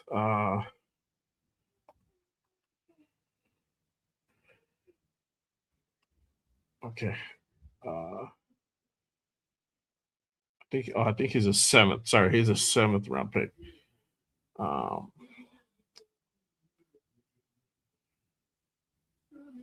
Cody Lindenberg. There we go. Lindenberg. So Lindenberg, again, same thing. He hasn't panned out too much. But he hasn't had a whole lot of burn. But most of these guys have. So yeah, I think we give the opportunity to Spytek and see what he can do. But again, it all depends whether Pete's here.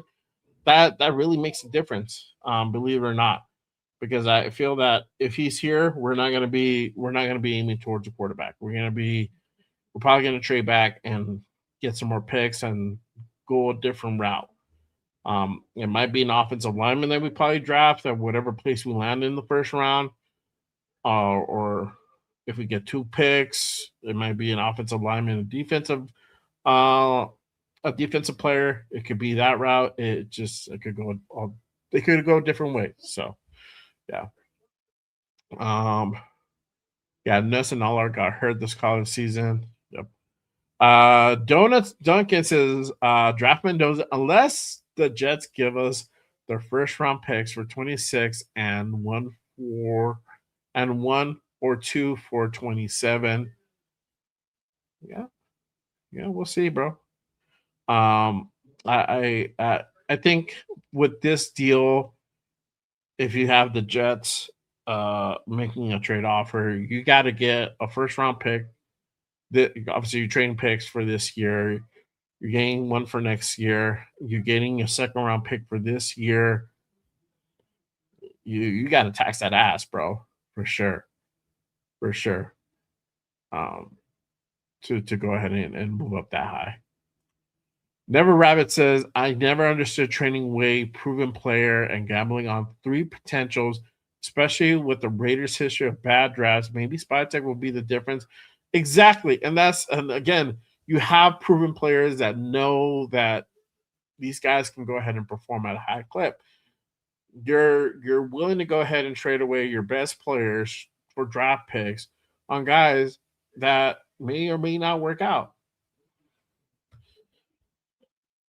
That's the logic. That's just what it is. So you guys have to make that decision whether you're with that, like, are you with trading, running the risk and making the gamble, and if your draft pick doesn't work out, then what do you do? You know, and then if you're essentially saying no to a premier quarterback by trading back, or if you trade back, you're saying no to that. You depending may or may not have a second pick in getting a quarterback. Your number 2 pick, your number 2 uh, quarterback prospect, if he falls to you, then it might work out, but you're still running the risk.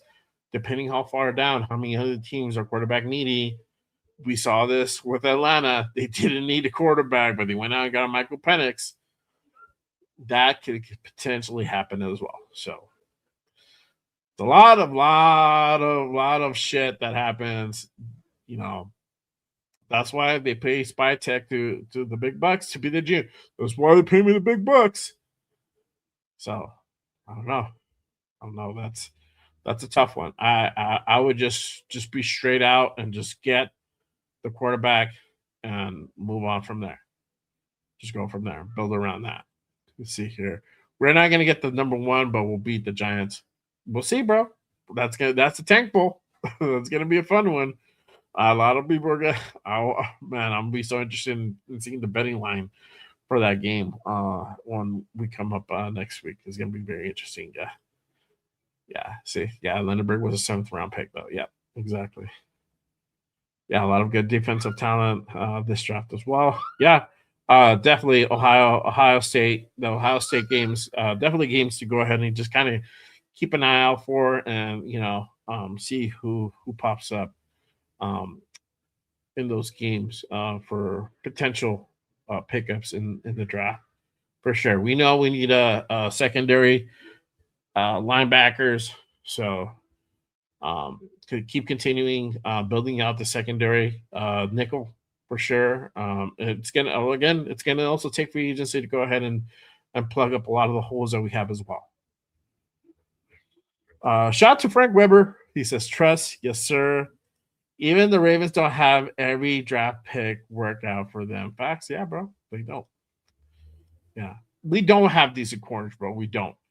The only corners, and if you think they're decent, they've looked better in the last few games, the last couple of games. And that's Eric Stokes has been pretty solid all season, but he has his limits. Darren Porter, as of late, has looked pretty decent. This game, he got kicked in the nuts.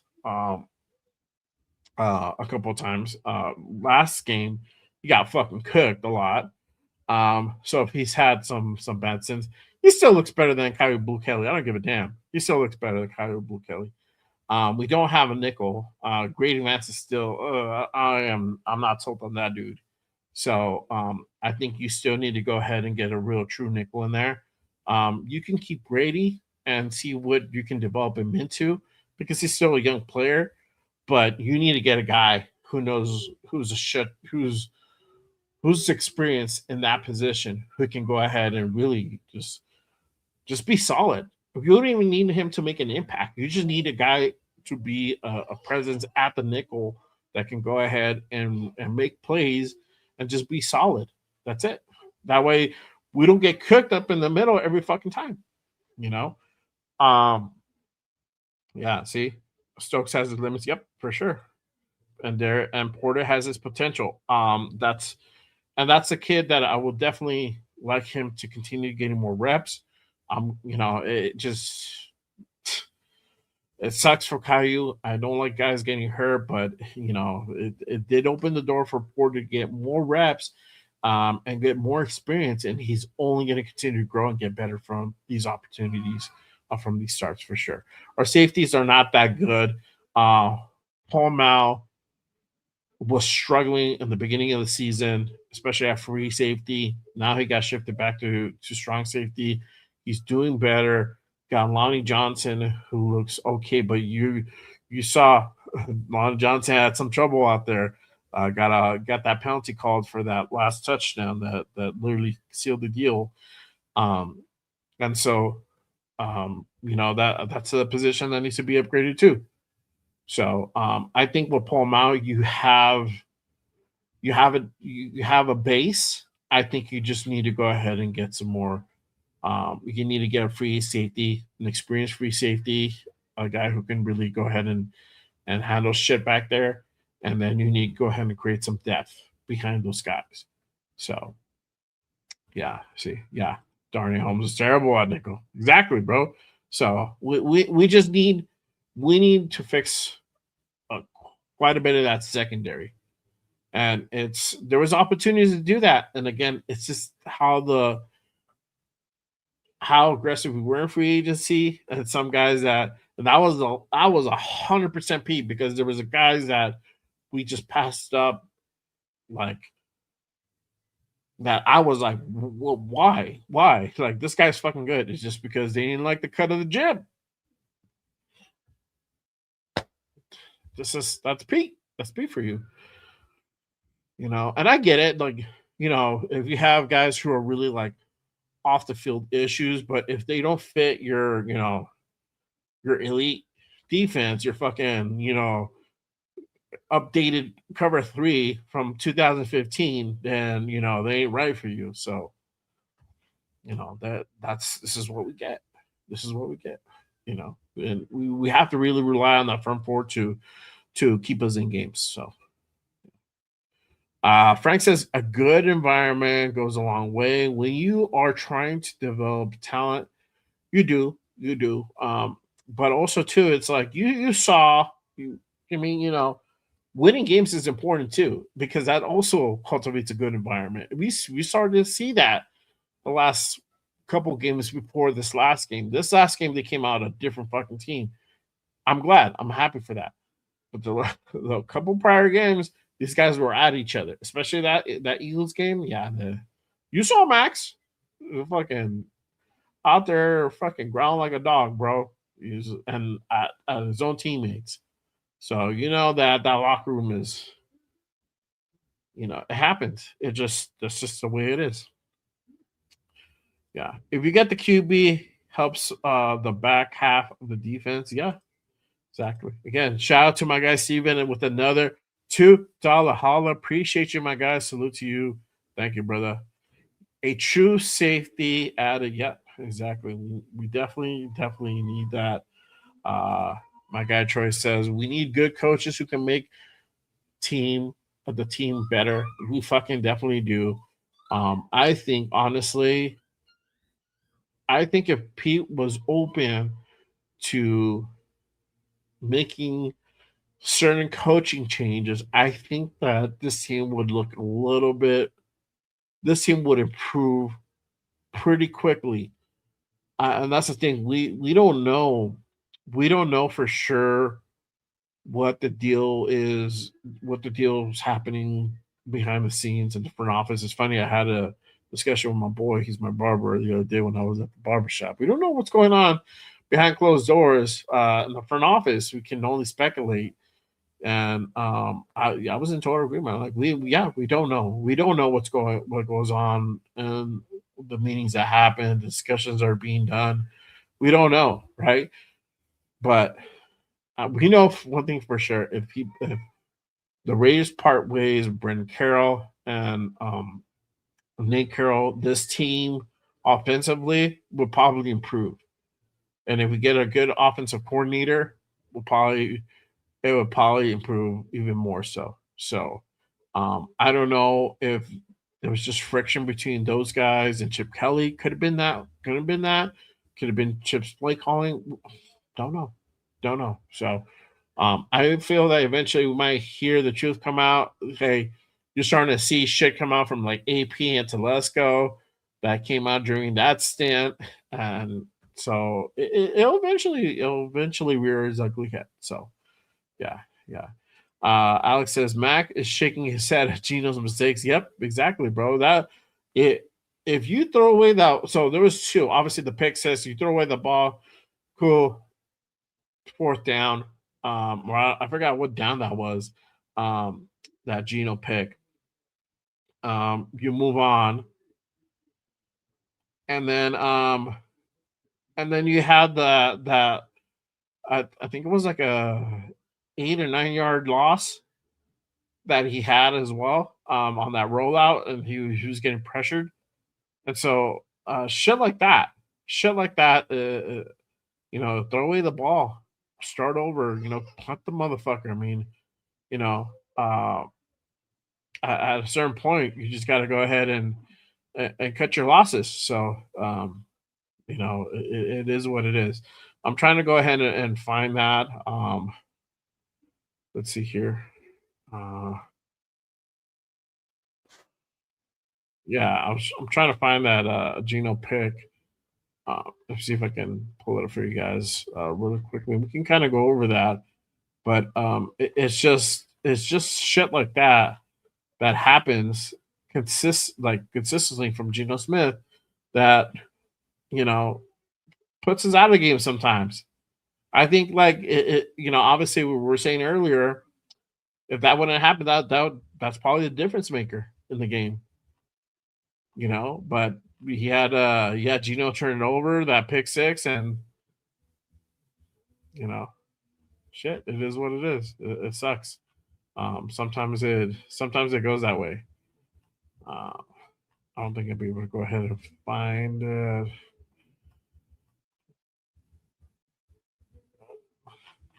yeah.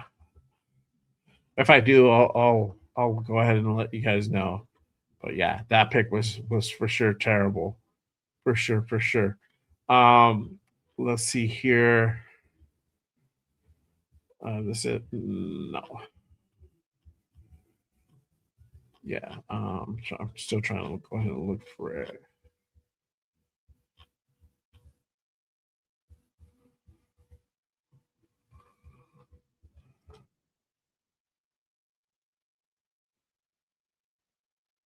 Let me go ahead and pull that up. All right, here we go.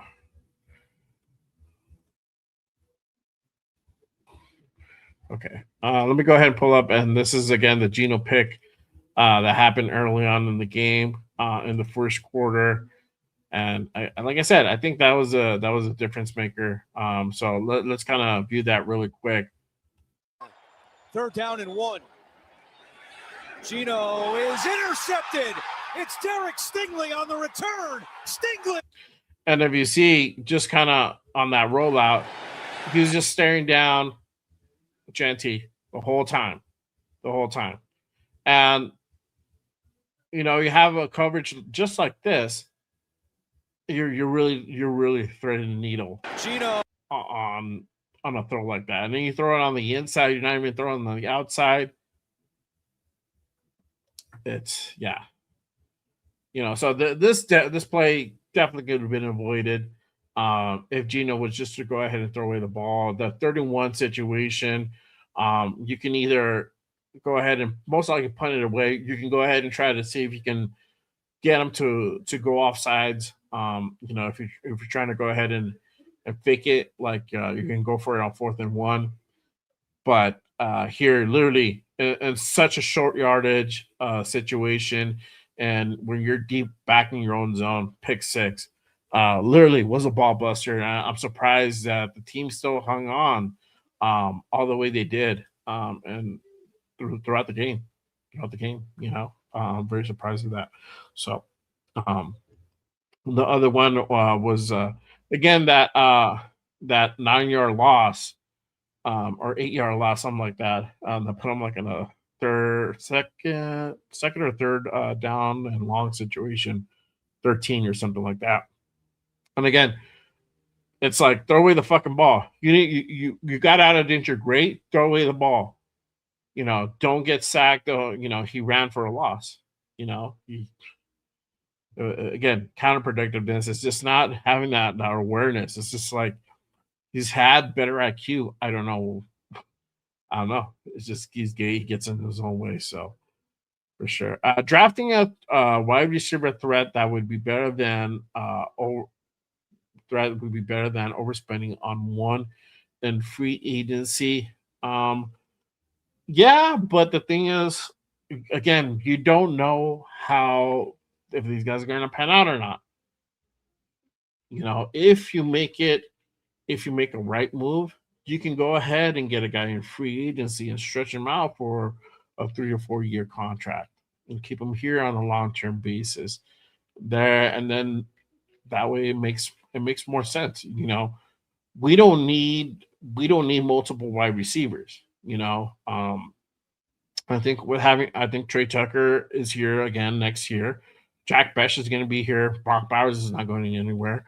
So you can keep Dante Thornton and just have him as your second guy second, third string guy to go ahead and keep on developing and see what could potentially happen there. You can draft a running wide receiver, in the second, third round again, right? And see what that helps there. That pick would have to be a little bit better. And there's some guys out there that can go ahead and make a bid for it. But I think free agency will probably be better if you're only really trying to go ahead and fill in one guy. Free agency is probably going to be your best bet. And you stretch that contract out. You can there's different ways to do it. You can backload it, so you can go ahead and pay most of that, make most of that money, guaranteed money in the back end. You can always do that. There's different ways you can go ahead and make those deals structured, so it doesn't go against the cap, even though it flashes a lot of money, but the way it's structured, you might not pay all of it right away. And you might see that in year 2, year 3, or year 4. It just depends how long you sign that for. So, yeah. Gino does definitely suck, bro. For sure. We are in agreement, Gina. It's all your fault. We lost again. God damn it. Again. Oh, no! We suck again! It's all your fault. It's all your fault, bro. I blame you for that pick six. So that's it, bro. He walks the plank. The plank! Geno Smith walks the plank. That's it. I give up on Geno. I think this is a thing that we're always gonna get from Geno Smith. It's never gonna change. Just the bottom line. Just the bottom line. But let me go over a couple more things again, guys. From what I expect from these next 2 games, I don't know. I really think that if we have a potential of winning one game, it's probably gonna be that Giants game. I don't really see it being the Chiefs game, but hey, If you guys want to think the Chiefs, cool. Just reminder, 31-0. That was just an all offense. They held us as bait. They fucked our shit up. So defensively, they fucked us up. So just keep that in mind.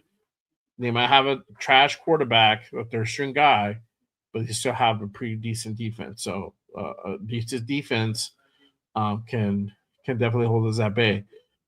Even though this Texans team, they're probably one of the better defenses in the NFL, they just took us too lightly. They played trash. They let us get too close in the game.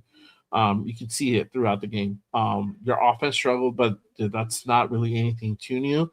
Defensively, they made mistakes. They played sloppy. So that it just everything kind of right timed each other where we're able to go ahead and make this more of a game. So, but that Giants game, the Tank Bowl, that's going to be an interesting one for sure. So it could go either way. I don't see us winning out that one. I don't really see us winning any more games the rest of the season. 2 games left. Nightmare's almost over, but I don't really see us winning two. I don't really see us winning any games the rest of the season. So 2-15 is probably going to be where we end up at if we end up winning one. We would probably fall back quite a bit. I think we would probably still be in the top 5. I think we'll probably go down all the way to number 5, maybe number 6. It just depends. Again, it's all based on strength of schedule. So Chiefs still, I think, being a tough team. Even though their record is not indicative of that, just from the historic standpoint, I think it's gonna help us out in the end, and it's probably gonna keep us at 5 if we win one. If we don't win one, if we don't win anymore, we're number 1. So yeah, we'll see what happens. But a lot of things to come, a lot of things to go ahead and look out for in those last few weeks, couple weeks left in the season. You got the college football playoffs going on right now. We have 2 more games to go. One of them being for the number 1 pick in next year's draft. So we're still seeing what can be developed from these rookies that are finally getting some burnout. What's going to happen to Pete Carroll, to Geno Smith in the offseason? Are they still going to be here, or are we going to actually part ways with them? I don't know. The rumors are swirling. The crows are out there waiting to see what happens. So it'll be definitely an interesting off season for sure. Let me go ahead and cap it off with this. Obviously we got some upcoming shows. It is Christmas week. If you guys forgot, we have Christmas in a few days. So I will not be having any more shows. I highly doubt I'm gonna do a show tomorrow. Unless some news drops, I think, or something interesting unfolds. I probably will not be on tomorrow. And for the rest of the week. Radio Connection's off. Wednesday is Christmas Eve, so we will not be on. No Good Morning Rays. I know Steven asked earlier if I'm still on Saturday. There will be no Good Morning Raiders the rest of the year. I will be focusing on Good Morning Raiders 1-year anniversary show. That'll be that first week of January, the last game of the season. Starting to come up with some stuff. I got some things lined up. It'll be gotta make it a little extra. Make it a little extra spicy. But Good Morning is going to be limited next month. I'm only doing a few shows for that. They're going to be on hiatus for a while. I'm going to take a break once the season officially ends and we go over a couple of the news. I'll probably take a break for a little while until the major news kind of bowls over. I'll probably be back right before the draft. So that's kind of things to kind of look out for. Gonna work on some stuff again that I need to go. That I'm gonna go ahead and work on the some side projects and focus on the kid, the family here. So we're gonna be doing. I'm be doing focusing on some things, working on some stuff. So, but I'll be off basically this week. And then next week we will have. I think we'll probably have a connection show next Wednesday. It'll be New Year's Eve. We'll see. If not, I'll figure something out with some of the guys and work on something fun for New Year's Eve. We'll see what's up. But I did want to go ahead and let you guys know. Hold on. Merry Christmas, JRB fam and Raider Nation. I hope you guys have a great and wonderful holidays. Merry Christmas, Happy Hanukkah, etc. To everybody, to you and your families. Appreciate you guys always tapping in. I wish you guys nothing but happiness and success, and you guys have a blessed holiday. This week, and yeah, appreciate. Sorry, man, I cut out again. Appreciate you guys as always. Salute to you guys. But Merry Christmas to everybody out there. JRB fam and Raider Nation. Salute to you guys. So for sure, for sure. Other than that, I think that's about it. You guys want to go ahead and get your last comments and questions in? For sure. I'll go ahead and kind of start wrapping it up. I just want to go ahead and get those announcements out the way for sure. Never Rabbit says, if my kid doesn't get what he wants from Christmas, I'm gonna tell him, blame it on Gina for sure, bro. Blame it on Gina, dog. That's if he gets gold in the stocking. Hey, it's probably Gina who stole your toy. I don't know. Let's see here. Casey might rest most of their team. Probably. We'll see. But again, we've struggled with second and third string teams. So don't panic. That's what I'm saying. Don't panic. It depends what Raider team decides to show up on game day.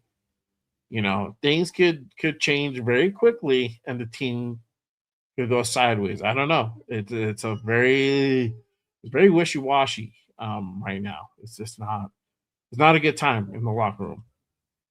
We better not win. Then the season was for nothing. Then stuff like that. Yep. We are off next one. Yeah. Oh, okay. So we're not doing a connection show for New Year's. Okay, so I guess we're not. Okay. We'll figure it out. We'll figure something out.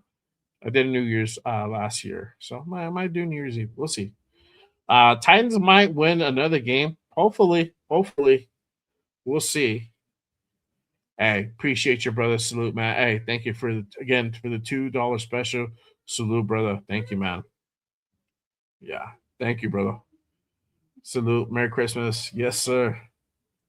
Okay. Yeah. So, okay. All right. Well, we'll talk, bro. We'll talk. We'll see what's up. Hey, salute to Rap. Appreciate you pulling up. Salute, my guy. Appreciate you. Merry Christmas. Again, thank you guys for everyone who pulled up today on the post game reaction show. Hey, real quick, shout out to my guy, 41 Raider Jeff, gifting 5 Just Raider Baby memberships to the masses. Salute to everybody, all the new members. Appreciate you guys. Appreciate my guy Jeff, one of my guys here.